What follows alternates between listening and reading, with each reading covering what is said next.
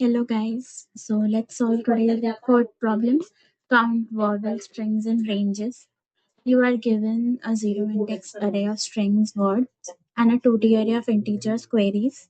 Each query queries li, ri asks us to find the number of strings present in the range li to ri both inclusive of words that start and end with a vowel. Return an array answer of size queries dot length where answer I is the answer to the ith query. Note that the vowel letters are A, E, I, O, U. So this is the first example. Let's find out the approach. First we will start with the brute force approach. These are the query ranges given to us, and these indices represent from where in the words array indice is the starting point, and this represents the ending point in the range. Suppose this is start is 0 and end is 2, so start would be this 0th index and end would be this second index. So we are talking about this range here. We have to find out all the words in this words array where the starting index as well as the end index represents vowels A, E, I, O, U. So I would take a hash set where I would store all the vowels A, E, I, O, U. And then I would iterate over these queries, take out the indices, check in this range whether how many of these strings satisfy the condition. I would take a variable builder and initialize it to 0 every time I pick one of the queries. Set our result like here. This is the first string which satisfy the condition. This doesn't, and this does too. So I have 2 in the answer array. On the 0th index, I would append 2, and so on for all the queries. Here there are 3 queries, so I would have 3 in the out. For the second one, it's from 1 to 4. So that means it's saying this. Here B doesn't satisfy, this does, and this also does. So I would have 3 here.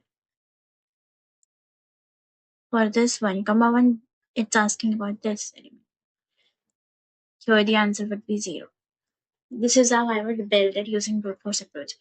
But as the chem complexity here would be O of n square, as I'm using 2 loops, one to iterate over the query and one to iterate over the start and end index of the query which is asking it. So every time we would have this O of n square time complexity. In the question, it is given that the query length can go up to 10 power 5. Even the word length can go up to 10 power 5. So that would give us 10 power 10, which would not pass our time constraints, and it would give us DLE. But let's code out. So I'm just gonna code the brute force approach now. This is my hash set in Python. I'm just gonna write A E I O U.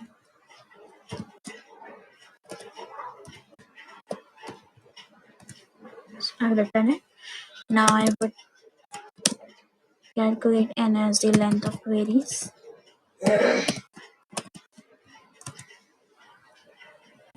Initializing the answer array.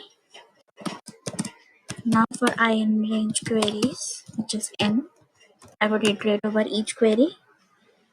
Initialize a builder variable to calculate the number of satisfying strings. Take the start and end indice as query of ith.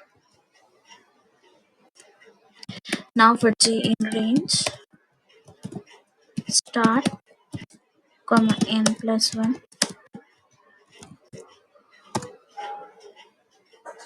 I would check if words of j comma 0 is in hash and words of j comma minus 1 is also in hash. If both of them satisfy these conditions, that means we got the answer incremented by 1. Okay,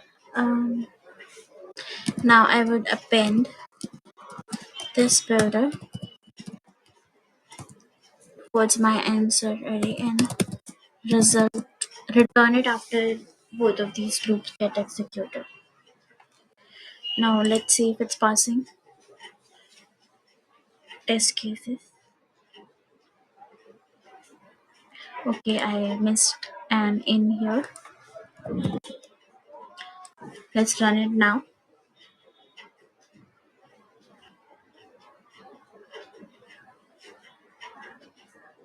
Okay, not is, but we just in hash. Now let's see if it's passing.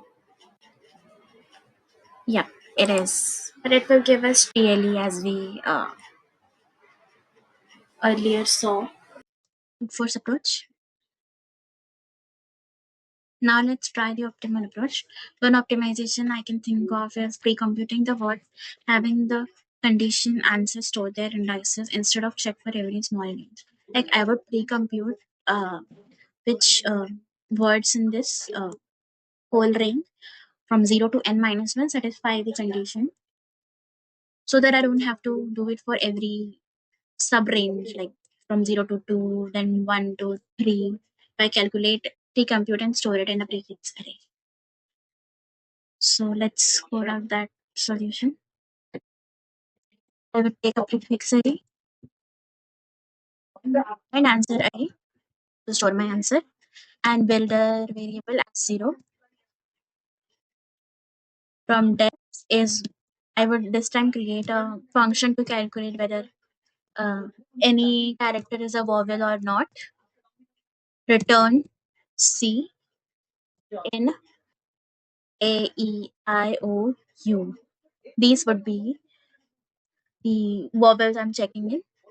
Now for word in words, I would check if is vowel function gives me true for word of 0 character, and is a vowel gives me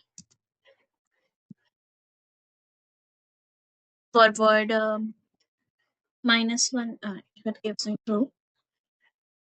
Now I would increment the builder by 1 with the conditions are satisfied, and I would add it in the prefix this string, sorry, array. Now for queries,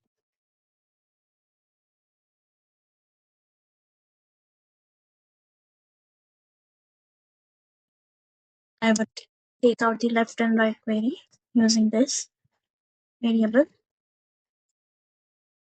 Now if L is equals to 0, that means our range is starting from 0. I would just append whatever the prefix answer would be for R. That would be my answer for that query. But if not, then I would append prefix of R minus prefix of L minus 1. That would give me my answer. Now I'm returning the answer variable.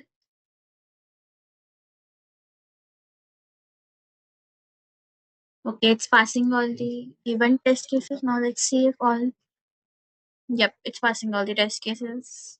So that